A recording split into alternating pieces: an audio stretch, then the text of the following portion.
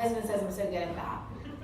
Okay, so I'm going to talk to you a little bit about specialized instructional strategies and supports. And like Becky said, we're going to let you take your PowerPoints and we're going to let you work together to come up with some specialized strategies to use on a daily basis. But before we do that, we wanted to talk to you just a little bit about what specialized instruction is and some strategy deficits and disabilities and how they impact how a child learns. We want to look at the educational needs of students and consider the least restrictive environment along with the general education environment. We want to consider our students when we plan. We need to discuss the difference between accommodations and specialized instructions and what are effective processes for increasing student success. Okay, so I'm going to just hold this up for just a minute. This is the difference between differentiation and specialized instruction. So I'm going to stop for a minute. I want you to look at the two things. Look at what differentiated instruction is and what specialized instruction is. And then give me some examples. So I'm going to give you a few minutes just to look at that, and then let's talk a little bit about what you see the difference is.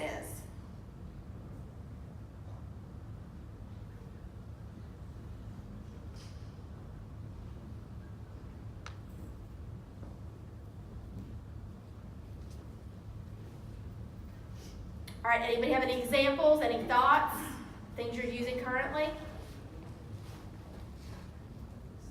No one?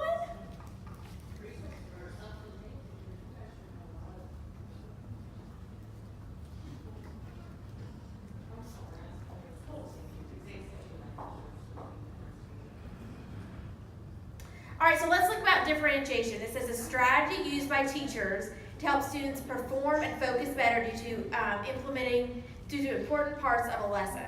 So it says adaptation of the curriculum to better meet the needs of students.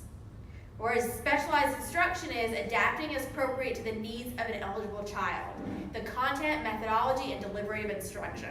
It takes into account the unique needs of the student that results from disability and ensures access to the student in the general curriculum. All right, Alicia, go for it.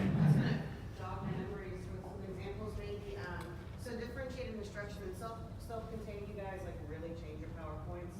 Some of you do completely different things. But specialized instruction, I don't know if you're going to agree with this, like if you go into Stride and change your students to work on like 3rd grade, for your kids you were completely changing for that individual student their Stride. I don't know. Right, but you're not taking the grade level away. They're still expected to do great. You're scaffolding pretty much. So you're taking the standard and you're teaching them standard. You're just kind of doing the stepping steps up to it. So you're doing a lot of scaffolding when you specialize your instruction. Now let's look about differentiated. It's a strategy as to why teachers help students focus, perform, and clue in on the important parts of a lesson.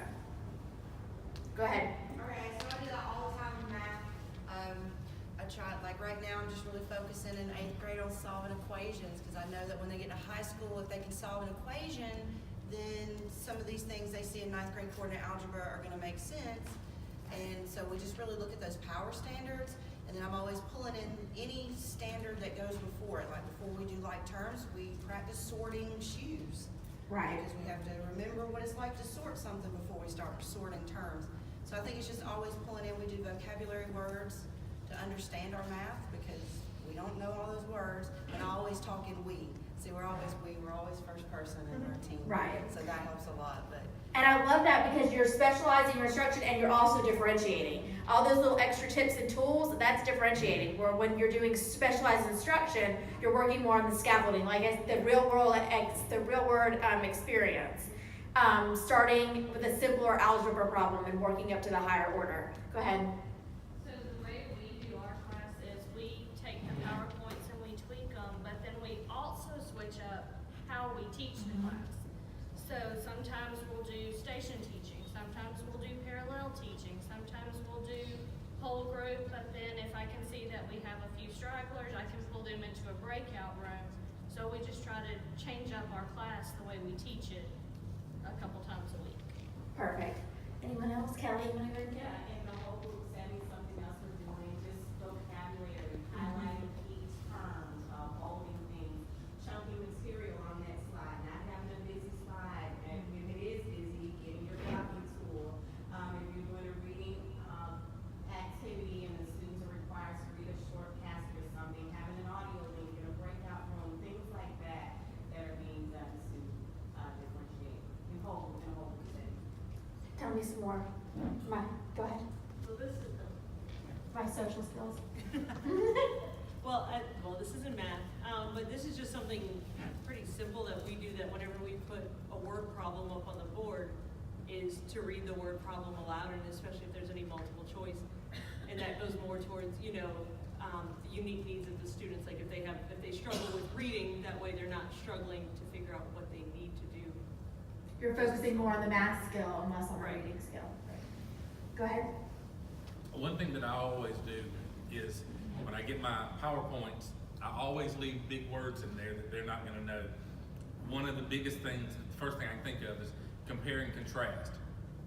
I always go through first thing before we ever read the question, what does it mean to compare and contrast? Well, that one they've learned now, it means tell the same, tell the difference. But I always leave those words and remind them that they're gonna see those words on any kind of state test and they're gonna do. Anything that they're gonna do on, whether it's OMS or USA Test Prep. And I always leave those and make sure they know what they mean.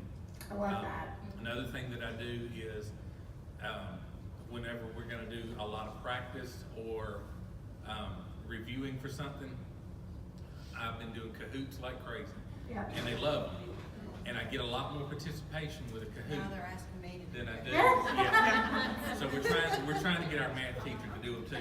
But I get a lot more participation doing Kahoot when we're reviewing and doing those kind of multiple choice questions than I do when we're just doing them on the whiteboard.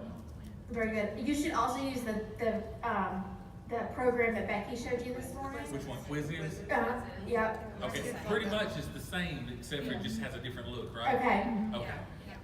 Go ahead, Alicia. All right, let's go to Kelly and then. No, I just had a comment. Something else I really liked. It was in a small group ELA classroom, and the teacher flipped it yesterday, and she read aloud, and then she had a breakout room for those independent readers. And She let them- flipped it around. Yeah, and I thought that was a great idea and something that I hadn't seen. So. Yeah, I love that. And also that goes to the recording too. Right. So that way those kids that need to watch that recording are getting that instruction. Go ahead and go. For word problems with my kids last week, I taught them the cube method. So it would just pick out the important information of the word problem, and then they were able to understand what it was that the word problem was actually asking them. Perfect. Anyone else? Go ahead. When I think of differentiation versus specialized instruction, I don't think of that as a specifically specialized strategy. I mean, differentiation is something that gen ed teachers do without an inclusion classroom. Yeah.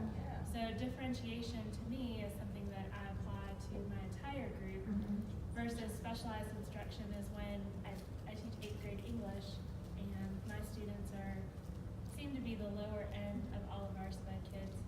So I do a lot of scaffolding, giving them sentence starters, because without the sentence starters, they struggle to participate. Right. So I've started doing things like that to get them, a little more comfortable with engaging, and that's definitely not something I would do for Right. most gen ed kids. So I think that these two things coexist in the same room. Right.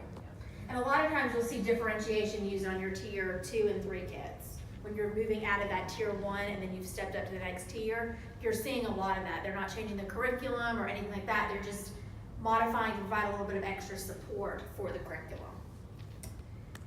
Okay, so what is specially designed instruction? So it's adaptations to the content, methodology, or delivery of instruction in order to address unique needs of students that result in their ability to access the curriculum. And that's the key part in this one. Specially designed instructions allow them to access the general ed curriculum. So you're providing supports that allow them to access the standards. Okay, so we have specially designed instruction. We had adapting, content, methodology, and instructional delivery. And you guys have gone through all of those. So adapting means to change, making changes match to student need or condition. Knowledge and skills that comprise of the curriculum is content. Methodology is actions by the teachers intended to produce or facilitate learning.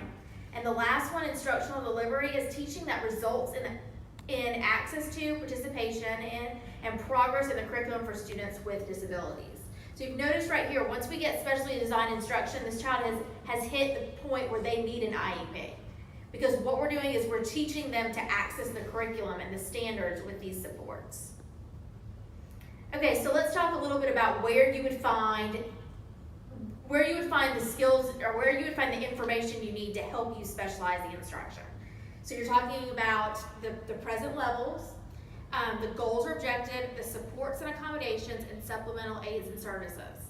So I want you to think back to the last IEP you looked at. It could be this morning from when Becky made that IEP. What would you look at, or what are some things you would see in an IEP that would help guide you into why or how or why you would specialize instruction? Think about that for a minute. What do you see when you go through goals or weaknesses or needs that tell you that they might need some specialized instruction? And what areas do you usually see it? Okay. Go ahead, Rosie, did you have something to say? No. You didn't want to jump right in there. What else? Lab, sports, all of it, really. Mm-hmm. Can you give us an example of something you've seen recently? I think how we're writing it now, like a lot of the direct instruction. I agree. And in certain areas is a really, like that's just a really like, easy way to identify. So for those of you in middle school and high school, in elementary school, in elementary school, they actually go into their IEP and they pick direct instruction or specialized? Direct instruction, and they pick the area. So it might be direct instruction in on phonics, or direct instruction on reading comprehension. So they've already targeted those goals. So that way when the classroom teacher picks up the IEP to review it, they've already seen what the IEP team determined was their weakness area. So they've already set you up so you know what that specialized instruction looks like. And that's something, if you're not doing in the IEP, when you meet with your co-teachers and when you meet with your facilitators, that's a great time to look at the IEP and say, okay, this child has weakness in problem solving. What are some specialized strategies we can do to meet their needs? So that's not just in my opinion, that's not just something that goes on to you. I think that's part of the IEP team's process, is to look at what kind of activities they need, or what kind of areas that would show you specialized instruction. Okay, Dr. Laws, can you hand out that piece of paper? You guys are gonna have, For each table? yeah, they're gonna have to share. Unless you've got great eyes and you can see this. That's as far, yeah. So when you get this, I want you to, just on the story part, don't worry about the back yet. I want you to look and see if you can read this passage.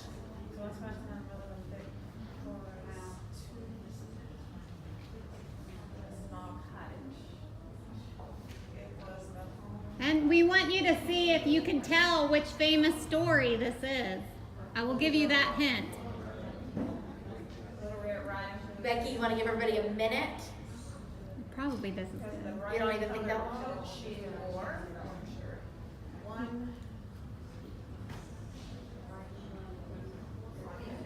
All right, I'm going to give everybody in the back just a second.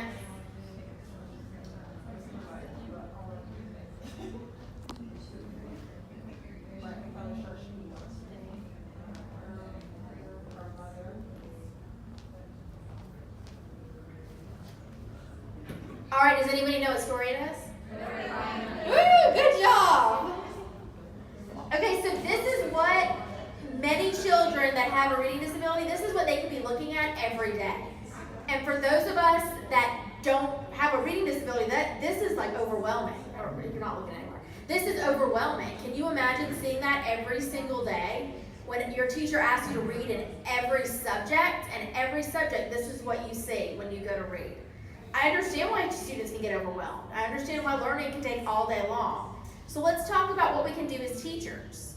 How did it feel reading the story? Thumbs up, thumbs down. What did you think about it? Right there in the middle?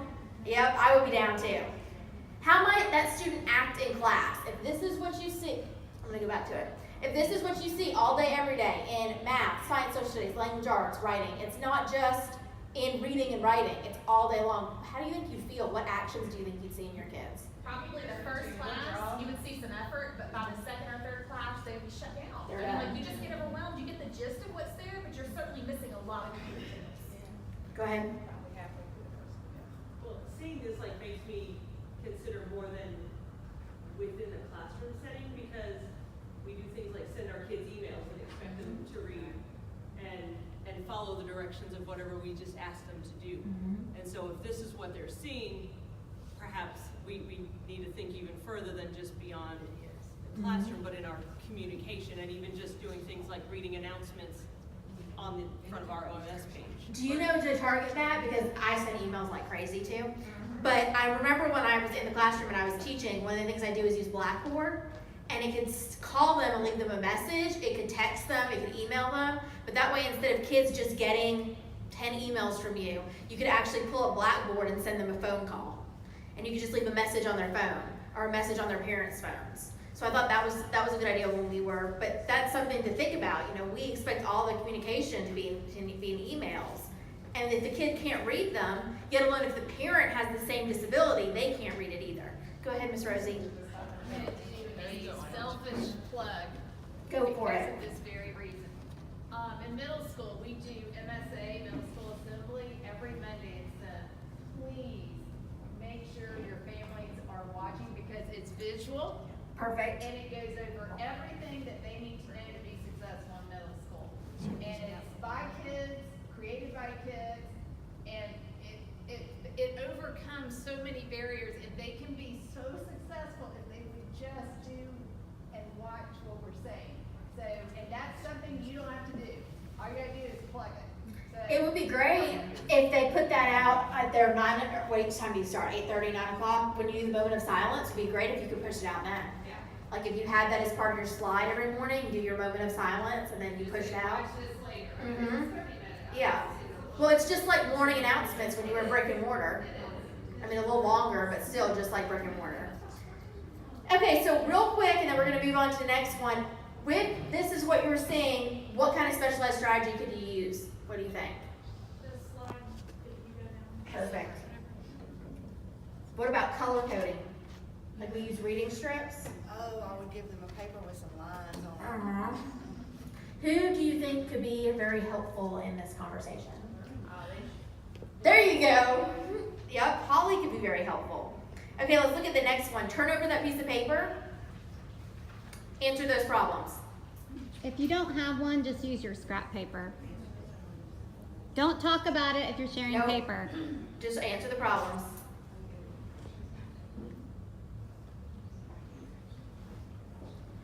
Quick and easy, right, Miss Becky? Yep, really easy. This should only take you about 30 seconds. That's right. All right, tell me what you saw. The symbols are all jumbled. Oh! They don't mean what they really mean because they can't make those connections. And as someone that never thought would teach math and has taught math now for 2 years, we do all the symbols. Like we will write things out, we do keywords, we make sure that they know what the word add, what the word divide looks like, and making those connections and constantly having like word, symbol, and then like vinculum, by the way, I learned that vocabulary word, is like the name for the house in a division sign. And so and teaching them like those weird fun words that I didn't know when I was in 5th grade, it's like kind of, they love to say it and they love to use those words and they ask, how do I do the division symbol? And we just, it's a constant conversation, just highlighting all forms and what they mean. I love that. And raise your hand if you read the directions first before solving or just solved it. Because it makes a big difference on how you're going to answer that. And a lot of our kids would just, oh, okay, this is an easy math test. I'm going to solve 8 plus 2, 5 minus 3. But if they read the directions, that wouldn't have been correct, which causes them problems on milestones and all of that. Okay, so we talked a little bit about whether it was easy. What about this? What kind of goal would you put in place for a kid like this? I know this is stepping out of your comfort zone, maybe. Symbol sheet, okay. Or what kind of like accommodation would you put in place? I think it would be appropriate to do a goal, you know, when given mixed, Okay. when given mixed operations, that they'll correctly solve it, because then it draws their attention to, are you paying attention to the sign, are you recognizing what it means? So they need to continue to have that work, that's obviously something they would need to work on. It reminds me of when I taught 1st grade and we were teaching double-digit addition and subtraction. It would be like split it down the middle, check your sign, start on the right. Like every day we preach it to 1st graders. So that just sounds like something that, you know, even the older ones, you'd want to get them to notice that symbol. Okay. All right. Becky, here it is. Yeah, you can just open that. I was gonna say, you also don't know How do I move your from mouse? that task, like if it's a calculation problem, or if it's that they don't understand the symbol. Like you can't tell which one they're tripping up on. And a goal that I have like 1 million of in 5th grade is they have to be able to identify the symbol and solve correctly, because that helps you figure out where they're struggling. All right, so now I have, You'll have to hit escape to exit the. is it My on? name is Kendall. And You have to hit I'm in escape grade, to exit and the PowerPoint. paying I did attention that. is a big struggle for me. Is it showing up? No. Here. Child that cannot focus. So those ADHD babies, let's be real. And they're the kids that when you're in brick and mortar, all day long. And I think about how their parents are all day long. And I also think that as much sympathy we need to have with them, sometimes we need to have with the parents too. Because they're with that kid all day, every day. But what are some things that you could do as accommodations for a child like this? Go ahead. My most unattended child is my helper. I need them through class to go get definitions for me or do something special. I had them yesterday. I was like, we were doing volume. I said, okay, I want everybody to stop, put your waist sign up, go to the pantry, get a can of something. I want you to hold that can, fill that cylinder, feel it in your hand. So I just try to keep them Engaged. right, because we're not just talking about math. We end up talking about the world and how the math goes with it. So That's but great. they're usually my helpers. What I do is when my kids get antsy or they have trouble focusing, he'll private message me at 5, and that means he needs a break. So he'll put his away sign up, he'll come back, he'll send me a message, okay, I'm ready to go. And then we'll get back to going with what we were doing. I love that, because we talked at an IEP meeting the other day that I was in, and they were having trouble getting progress monitoring data on behaviors. It might have been an elementary school one. And we said create a breakout room that is just for breaks, and when the kids need it, or their parents need for them to need it, they can individually move themselves. Every time they move themselves, that's data right there. You saw they were in class for 5 minutes, you just pull up that breakout room, and that shows you how long they were in class and how often they needed breaks. And that's great progress monitoring data that you can do with a child, and it gives them independence and ownership of when they need breaks. Okay, so I'm gonna go back to this one. Okay, the other one is a writing simulation. Do you want me to do this one, Becky? This is the last thing. Yeah, that's good. Okay, I have to hit Do you escape remember? first. Yes, and then yeah. Okay. All right, so this is the last one.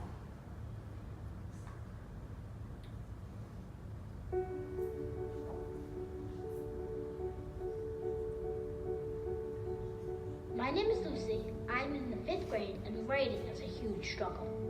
I would have the whole thing written out in my head. Martin Luther King was a great man who helped lots of people in many ways. But the act of writing that thing, that paragraph, is excruciatingly hard.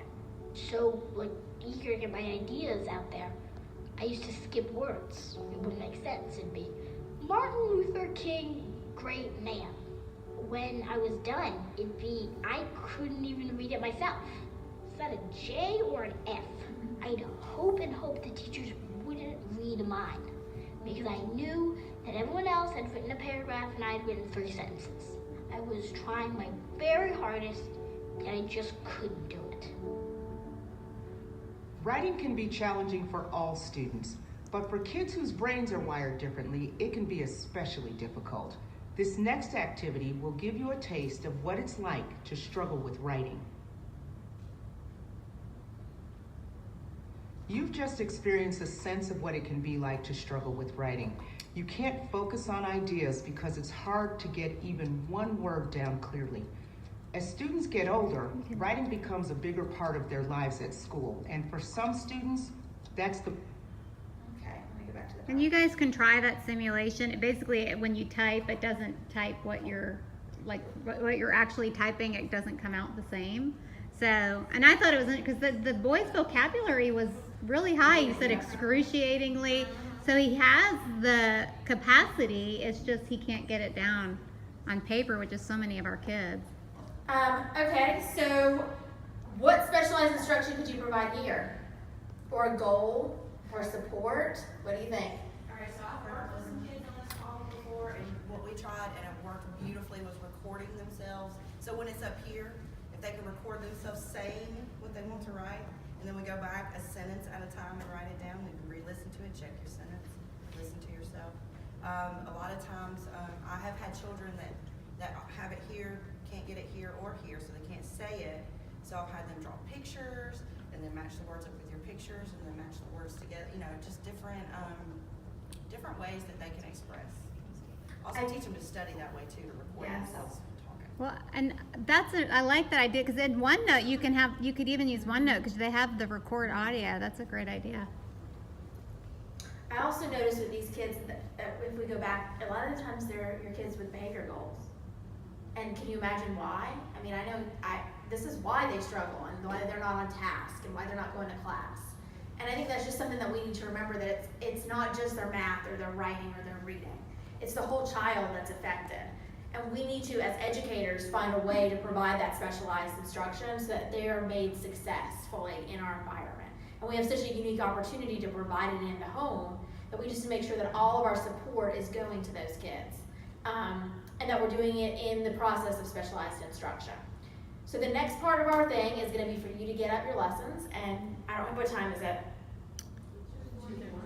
Okay, we have the next 3:30. 3:30, so we've got till 3:30. Well, let's say 3:20 because we'll wrap up. Okay, so we've got till 3:20. Okay, so you can pull out your lesson plans, you can work in groups, however you want to do, but we want you to lead with some specialized strategies to And put. wait, hit a couple of slides over. Just so There's you more? guys, so you guys know too, in your Outlook invite, like I said, there's a whole list of strategies. I know some of you have gotten it. I think Stephanie may have shared it with her team, but there's a whole list of different strategies for different subject areas. And then there's the specialized instructional strategies notebook in SharePoint. It's now under the training and development. So if you go to CIAA training and development, there's that, and there's also the engagement notebook in those two places. So there's different places, especially if you're new, that you can look for resources and share together. Work with your co-teacher. I know your gen ed co-teachers aren't here, but other people that may be in similar content, even if it's not the same grade. And the document for the strategies that Becky and I made, almost everything on there is a hyperlink. So it'll tell you like processing box, it'll tell you some ideas, and everything almost always goes to a hyperlink whenever you wave over it. And if you don't have that, we can definitely get that to you. It's in the Outlook invite. Oh, it's in the Outlook invite. Okay, so that y'all have that. All right. Well, thank you. Get busy.